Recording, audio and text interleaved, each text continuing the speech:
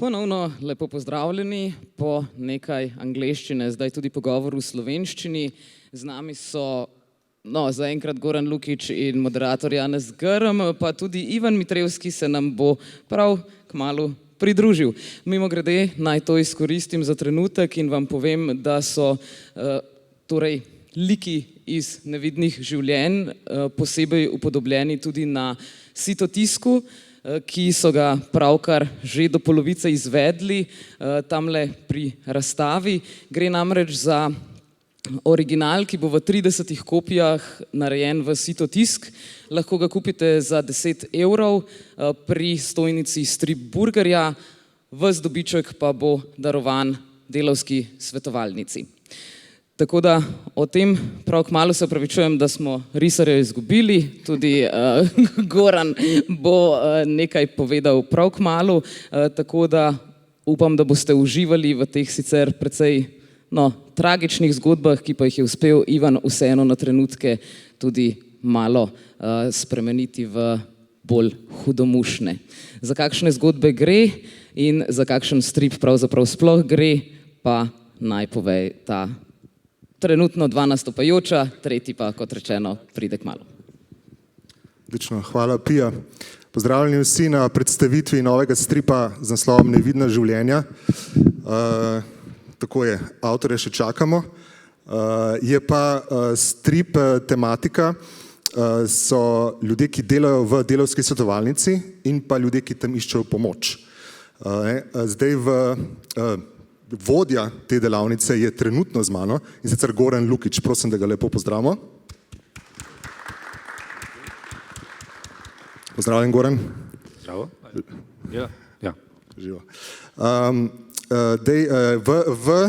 Tukaj je drugače takole izgleda tale strip. V spremni besedi sem zasledil, je opis Delavske svetovalnice, da predvsem pomaga posamičnim delavcem pri pomoči z raznimi delovno-pravnimi in administrativnimi ovirami.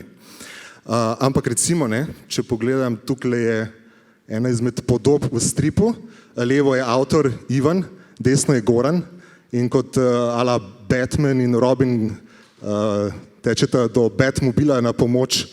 Avtor se je pridružil, pozdravljen tudi Ivan, lahko posem pozdravimo še Ivana avtorja. Lepo. Ampak, kaj bi lahko tukaj zdaj video gresta, čeprav razumem, k enemu izmed delavcev, ki je nepokreten, potrebuje pomoč. Torej, kaj poleg tega, kar sem trenutno povedal v delavnici, bi ti rekel, s čim se še delavnica ukvarja? Svetovalnica, pardon. Včasih je tudi delavnica in delovalnica in vse skupaj. Mislim, še se ne ukvarjamo pravzaprav, je vprašanje, zaradi tega, ker včasih se zdi, da prihajajo ljudje, ki so jih usmerili iz centra v socialno delo, pa iz inšpekcij, pa iz ne vem kjerih se inštitucij, ker pač ne vejo, ko ne z njimi delajo. Tako da, v bistvu, tako bi rekel, imamo kar pestro, kar se tiče delovnika. Nažalost, doskrat se zgodi, da tudi kdaj pa kdaj skočimo po kakšne pakete hrane na Zvezo prijateljev mladine, pa potem nazaj, pa potem dostavimo do tega človeka, ki pač niti nima denarja, da pride do nas. Skratka, včasih je kakor neka, bi rekel, urgenca terenska. Tako da ni zdaj tam stvar v tem, da skupaj beremo delovno zakonodajo, ampak do nas se obračajo ljudje, ki pravzaprav nas je slišati tako melodramatično, pa skoraj tako po narekovaji, ne vem, patetično, ampak ja, nimajo za jest. In potem ne vejo, kaj ne sploh naredijo. In ja, potem pač poskušamo zavrteti številke in evo, potem nastanejo takšni prizori, kjer nekako skakljamo in skačemo in ugotavljamo, kam, kak problem, kje, s kom rešiti. Zdaj, na tele sličici je, pač Ivan tudi sodeluje s tabo, čeprav razumem, je bil, morda še prostovoljec. Me zanima, Ivan, kako si se sploh ti znašel na tej svetovalnici? Ja, zdaj kot profesionalnega umetnika me že po poklicni deformaciji zanimajo prekarni odnosi, ker se mi zdi, da smo umetniki nekako avantgarda prekarijata in preden so se neredne zaposlitve razširile na čisto vse branže, smo bili prvi ravno kulturni delavci, tisti, ki smo jih bom rekel, skoraj da vzeli za svoje. Jaz sem delavsko svetovalnico spoznal, ko sem jih povabil v svoj domači Kamnik. Kamnik je prekrasno, prelepo malo mestece, ki pa je že zdavnaj izgubilo svojo industrijsko bazo, ekonomsko bazo in je postalo neko spalno naselje, ki poskuša najti neko novo kulturno in gospodarsko identiteto. In Kamnik, tako kot vsa mala mesta okoli Ljubljane, je izven oči javnosti, stran od oči javnosti in obenem je tudi premajhno, da bi nekako proizvedlo neko dovolj veliko kritično maso, ki bi proizvedla društva ali pa aktivnosti, kot jih izvaja naprimer delavska svetovalnica ali pa sorodne organizacije, društva, sindikati, karkoli pač že. In na ta način so ta majhna mesteca najbolj izpostavljena, po mojem mnenju, kršitvam vseh vrst. In se mi je zdelo, da so ravno taka mesteca primerna da povabimo Gorana. Tako da sem tako jih nekako spoznal in sem jaz še vedno njihov prostovoljec v manjši meri zdaj in občasno. Kako? Zdaj sem frej prostovoljec, zdaj sem prostovoljec na dopustu, tako da to je pa ta nekak zgodba, kako smo prišli skupaj. In je bilo to, kar se zdaj razlagal, to delno motivacija za odločitev za risanje tega stripa? Ja, zagotovo, ne. Saj kako bi ga drugače narisal, če ne bi sodeloval z njimi na nek način, ne. Tako da mislim, da zgodbe, ki jih poslušaš pri teh svetovanjih so, bom rekel, zgodbe, ki smo jih mnogi doživeli ali pa slišali od kolegov, sorodnikov, prijateljev, kakorkoli. Pa se mi zdi vseeno, da kljub temu, da obstaja več knjig o prekarnosti, obstajajo akademske razprave o tem, akademske razprave so pač namenjene akademskim razpravam in obstaja tudi več izpovedi o tem, o življenju prekarcev. Se mi pa zdi, da so vse te izpovedi, naprimer Hiša Ivane Džilas ali pa Zakaj ne pišem Dijane Matkovič, da so vse govorijo, pripovedujejo zgodbo stališča kulturnih delavk. Se mi zdi pa, da zgodbe čistilk in gradbincev in medijskih delavcev in vseh teh ljudi, ki hodijo dnevno v delavsko svetovalnico, pa nekako niso bile nikoli zares povedane v neki bolj literarni obliki in bi bilo škoda, da jih pustimo samo vsakodnevnemu medijskemu vreščanju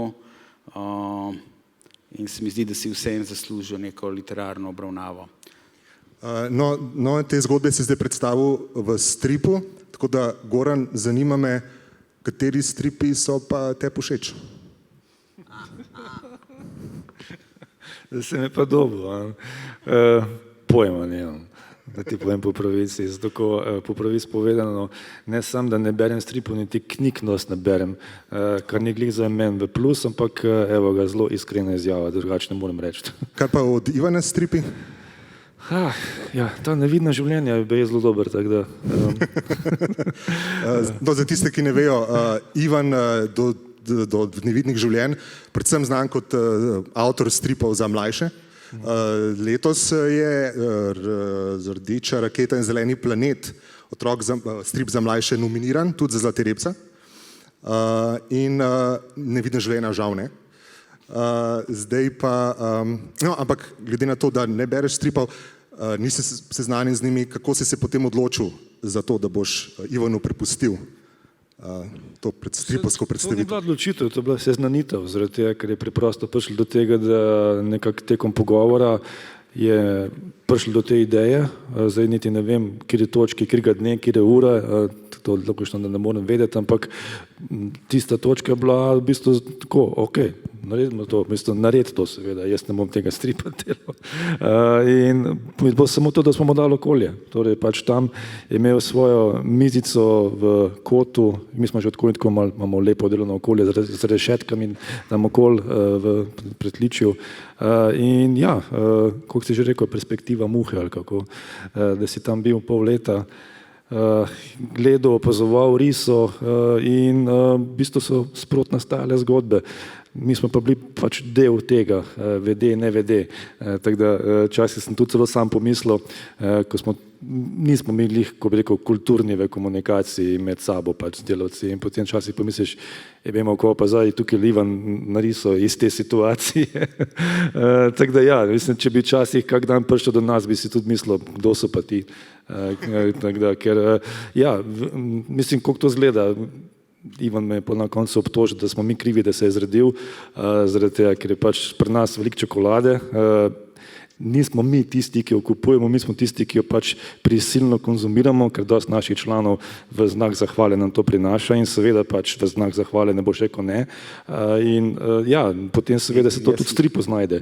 Včasih tudi kakšna slivovica, če se ne motim. Travarica, slivovica, rak je, tako da imamo cel diapazon pač, ko bi rekel, ne glih alkoholizma, ampak veliko je pač teh zadev, ki so na razpolago, ja pač seveda zagledate, ne, in potem za naprej talati.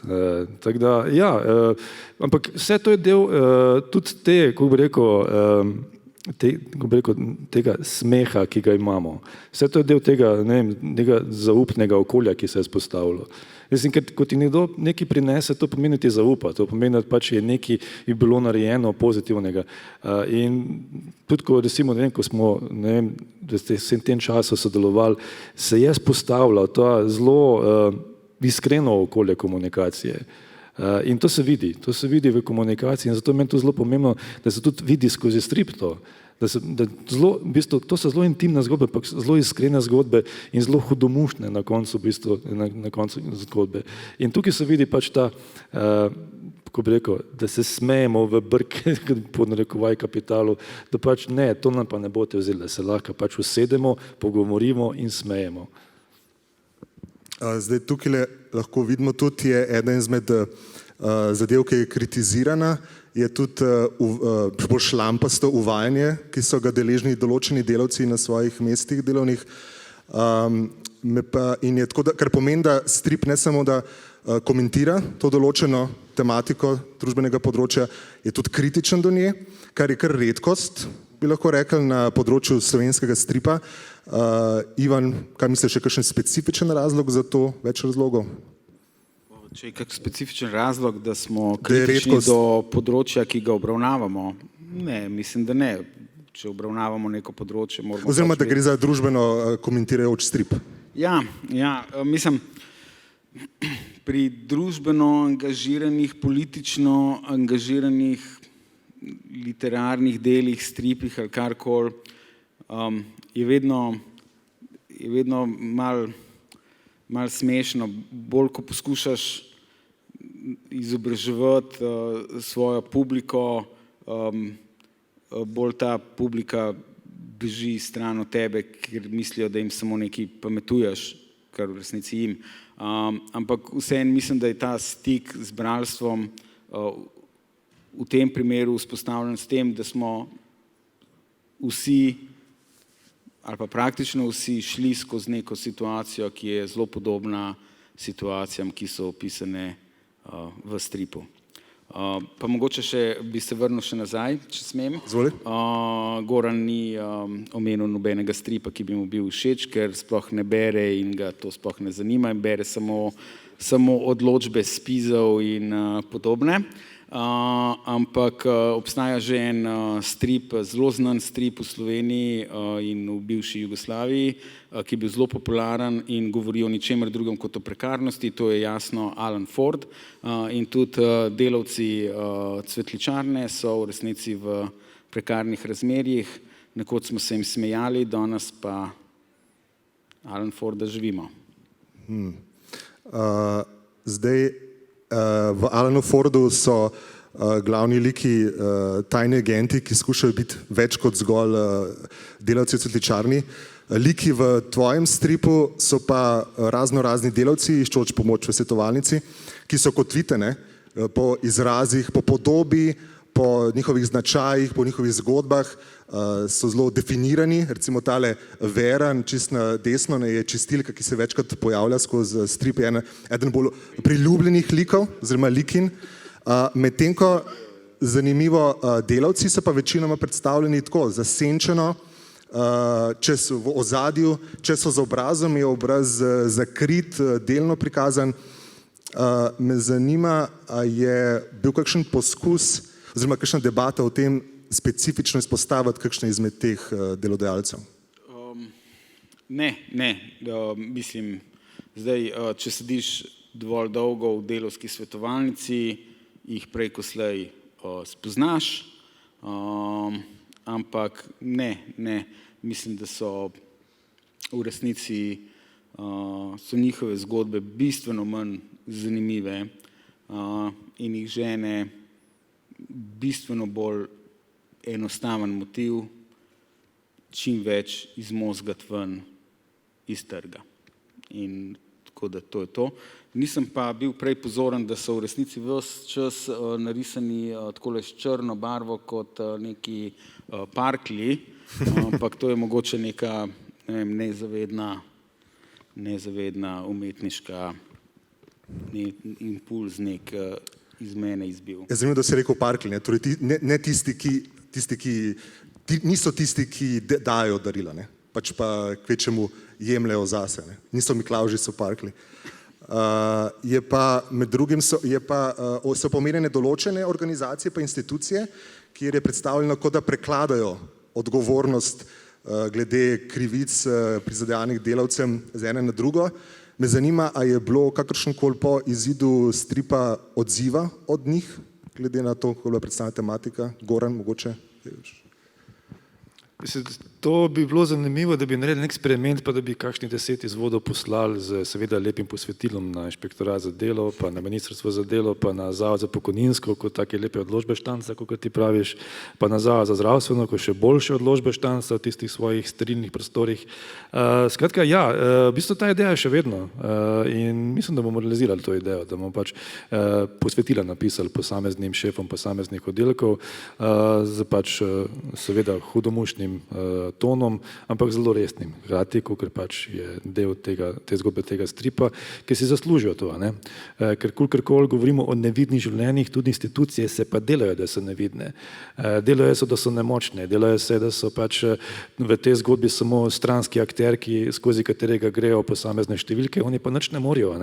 Ampak ravno zaradi tega potem prihajajo vse te delavke in delavci do nas in ravno zaradi tega imamo delodajalce, ki si pač na njihovih plečih lahko gradijo nov štup bajte ali pa kupijo novo verzijo BMW-ja. Tako da ja, vseeno si mislim, da bi mogoče bilo zanimivo kakšno poglavje narediti o kakšnem povprečnem gazdi, pač kako na račun tega zrcalno v bistvu on gradi svoje bajte, kako pač preklinja, kako za vraga pač ima zdaj premalo denarja na mesec, da se lahko kupi nekaj novega. Tako da ja, bi bilo zanimivo kako bi rekel, sociološki eksperiment enega poprečnega gazde, kako težko v bistvu živi svoj življenjski stil na račun delavcev. Tudi predstavljeni so not tudi poleg tebe, ki si vodja, tudi določeni prostovoljci in prostovoljke, kot recimo Laura, se je večkrat pojavil v stripu in je predstavljeno tudi njihovo delovanje oziroma sodelovanje z delavci, ki iščejo pomoč. Strip pa zamolči mogoče malo bolj, kako vaša drugač življenja, prostovoljcev, ne? Torej, a je to vaše nenehen stik s temi delavci, njihovimi dokaj bolj ali manj tragičnimi zgodbami, ima kakšen učinek, bodi si negativen, bodi si pozitiven na vaše življenje nasploh?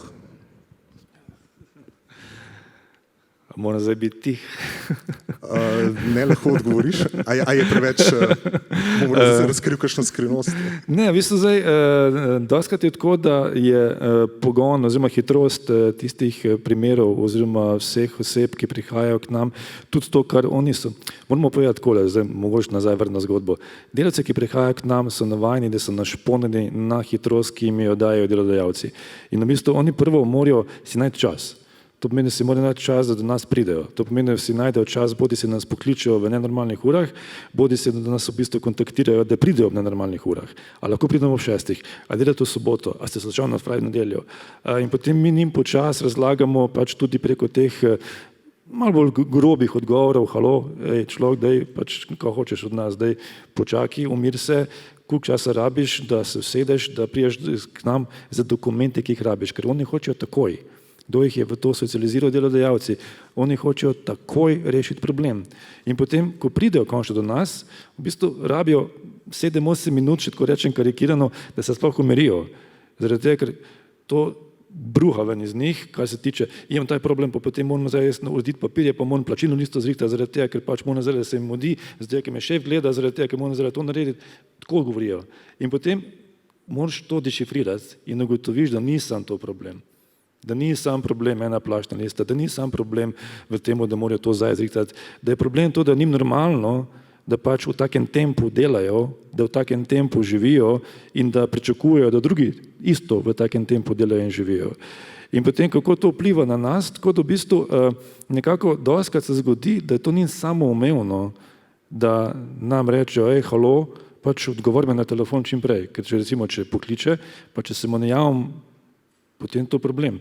Potem začnejo pa klicaji, no ne 3 klicaji, pa 3 vprašaji, halo, zakaj se mi ne javiš, v minuti. Pa potem 5-6 klicov, pa potem 7 klicov, halo, in potem nekako mu moraš reči, pa jim moraš reči, pač, glej, vzemi si čas, pogledamo, kaj je težava, pridi do nas, ugotovimo, kje so problemi, pojdemo pa naprej. Tako da, dostikrat moraš v bistvu tudi na grob način njim postaviti mejo, tudi zaradi sebe. Zaradi tega, ker če bi vsakemu kadarkoli odgovorili, bi se nas že zavnje zmešali. Preprosto zaradi tega, ker res dobesedno dobivamo klice, ja, tudi v nenormalnih urah. In to je ponavadi tako, izvinite, imam jedno pitanje. Tako zvečer, ne vem, 9, 10, imate vreme, tako, mislim, samo z jedno pitanje, pa nikoli ni samo jedno pitanje. Ne. Tako da, ja, dostikrat je tudi za nas kar izziv, v bistvu postaviti to mejo. Je, tako da tudi Ivan to ve, ker dostikrat v bistvu je tako, da preprosto, ko vidiš življenjske situacije pa samešne vseh teh delavk in delavcev, ja, so težke. In kje je za tista meja, ko boš rekel, glej, tukaj pa več ne morem, tukaj pa več ne znam. Težko je določiti to mejo. Tukaj se sproti učimo. Omenil si meje, če lahko to povežem z pristopom avtorja do formata njegovih okvirčkov, s katerimi je omejeval svoje zgodbe.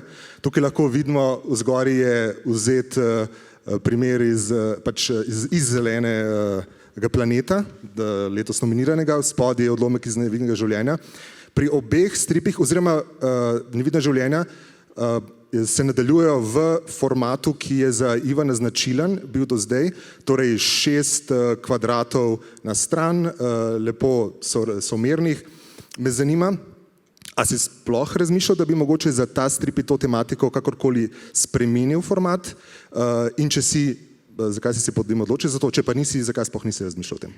Bi prvo rekel pohvale za umetnostno-zgodovinsko analizo. Nisem vedel, da se toliko ponavljam, še dobro, da imam različno bralstvo, da ne opazijo potem tega.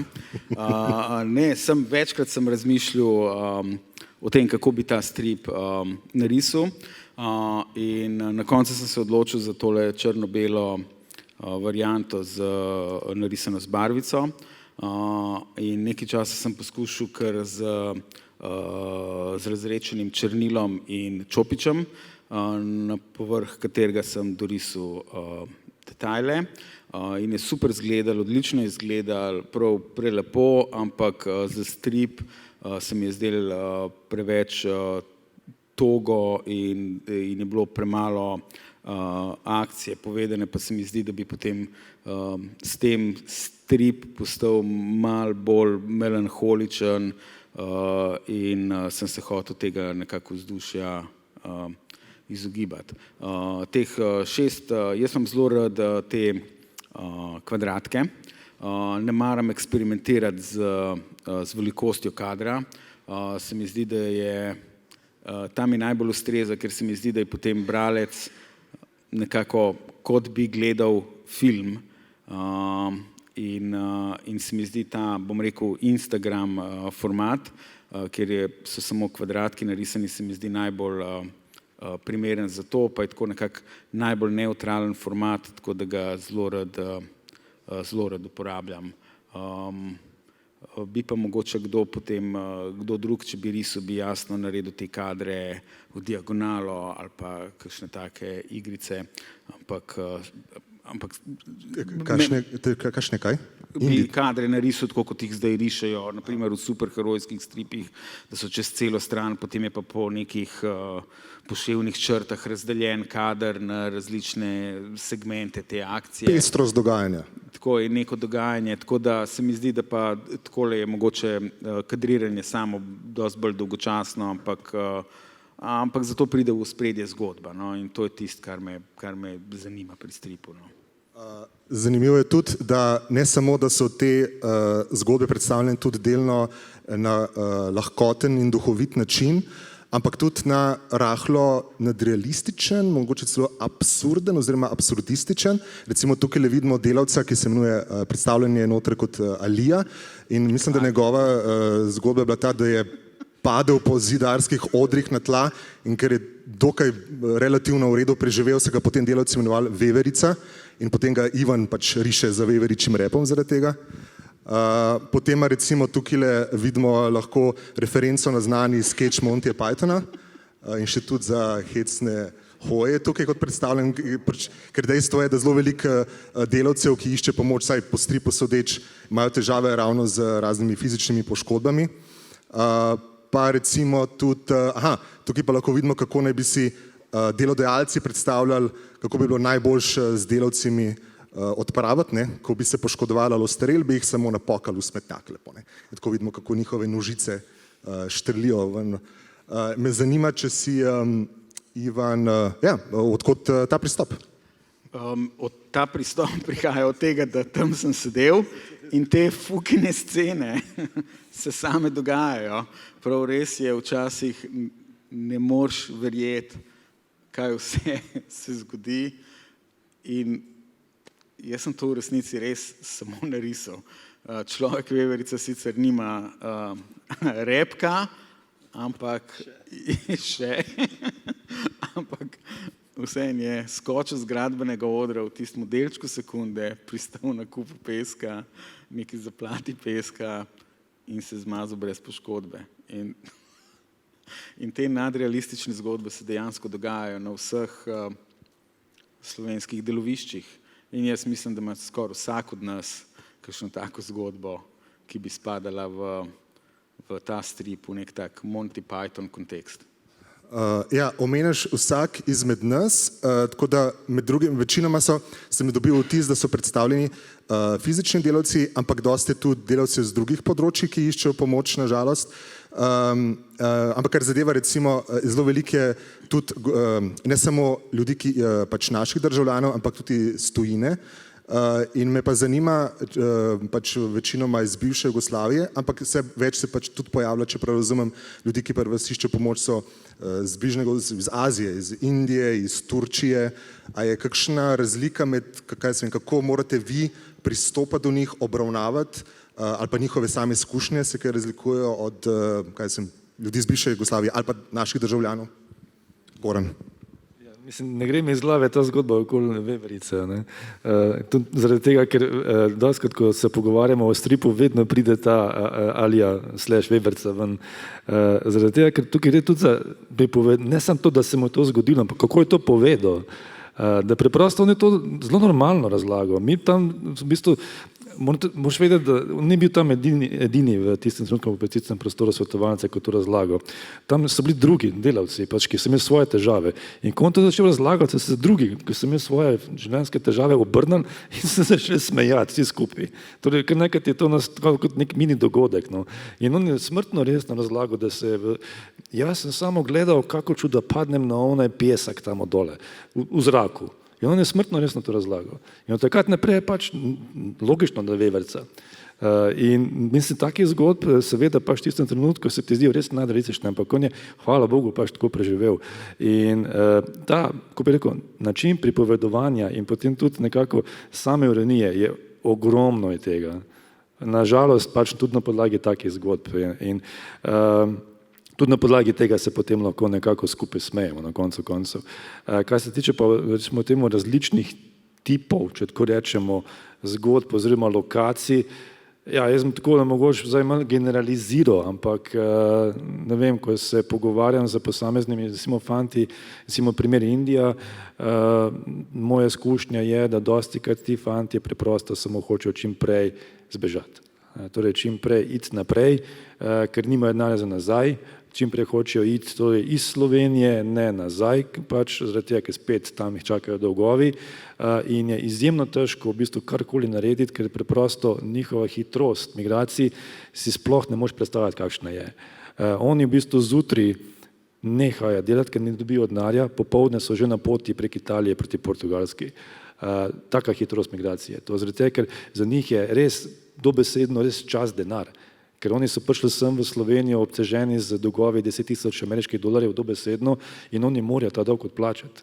In zato je v bistvu pač ta njihova življenjska, potem delovnik ali pa dnevnik življenjski je izjemno hiter. Torej oni morajo, to je pač naštelano, kolikor imajo, morajo delati, pika. In kaj boljšega za delodajalca, da dobi potem kakih 50 indijskih delavcev, ko so tako naštelani, da morajo delati, ne glede na to, koliko je pač delovnik, morajo delati po 12 ur, 14 ur, 16 ur. Smo imeli pa zgodbo, recimo zdaj zelo aktualno od teh nekaj turških delavcev, ki so pa izjemno suvereni in preprosto ne popuščajo. To so pa delavci, ki so pa napoteni, torej iz originalne firme iz Turčije in oni so preprosto, mislim, kar pa seveda ni preprosto, ampak je včasih zelo težko, ampak v bistvu je tisto, kar se nekako govorimo danes, so se zabetonirali in so rekli, ne, mi hočemo imeti svoj denar. Tukaj bomo, dokaj ne dobimo svojega denarja. In dostikrat je v javnosti ta občutek, jo pa ti bogi migranti in ranljive skupine, pa joj, pa se oni so res bogi, pa itak ne morajo nič. Ti trije so se javno izpostavili z imeni in priimki in so rekli, ne, hočemo denar. Tako da dostikrat v bistvu se potem vprašaš, aha, tako je potem kao pri njih, ja ne, ni tako zdaj, da ne moreš generalizirati na vse.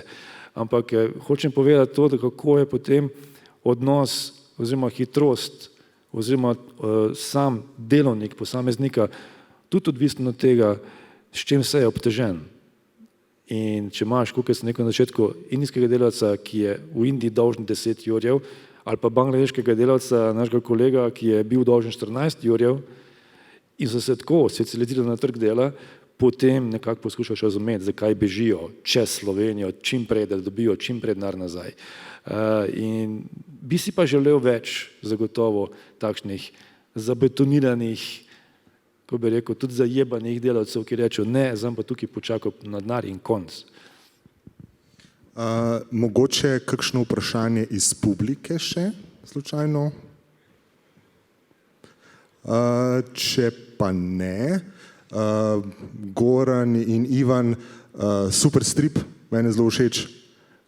Mogoče, Ivan, ti imaš kakšen še načrt v tej smeri, že rišeš strip, kakšen tematsko angažiran, komentirajoč, kritičen? Ne, prav res ne. Zaenkrat sem povedal.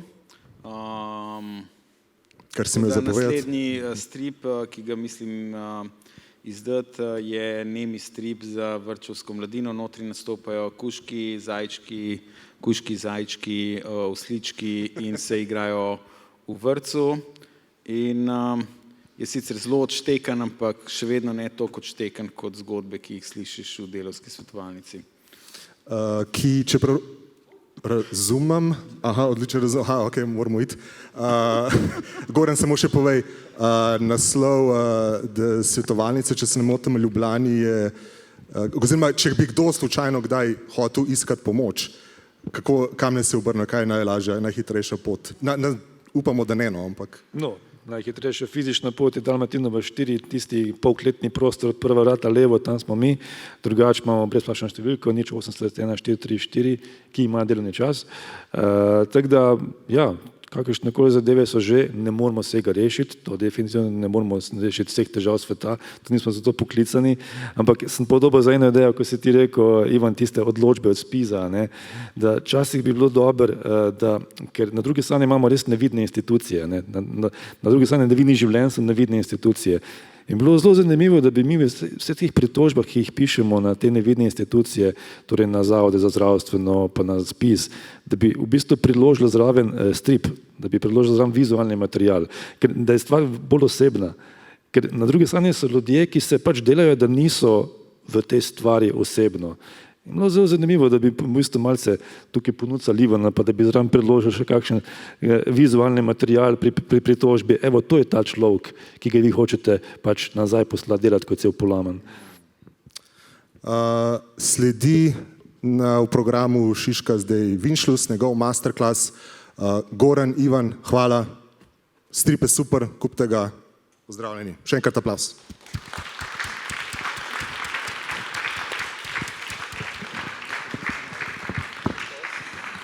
Naj vas spomnim tudi še na Sitotisk, torej plakat, sitotiskan plakat, ki jih je v 30 izvodih, torej Ivan danes s pomočjo natisnil.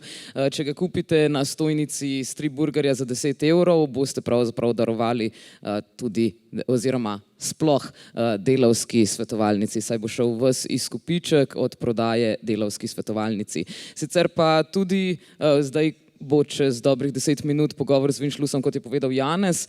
Zvečer pa vas vabim, da ne odidete, po pogovoru ob 8 bomo namreč podelili nagrade Zlati repec za najboljše stripe letošnjega oziroma lanskega leta, ki bo potekal tako, da bomo imeli zraven stripovski dvoboj, dvobojevala se bosta Matej Dečeko in Jernej Žumar. Kasneje ob 9 pa sledi še risani koncert Miki Solus z bendom tukaj, zraven pa tudi Izar Lunaček, ki bo vse to narisal. Lepa hvala za obisk, se vidimo čez 10 minut.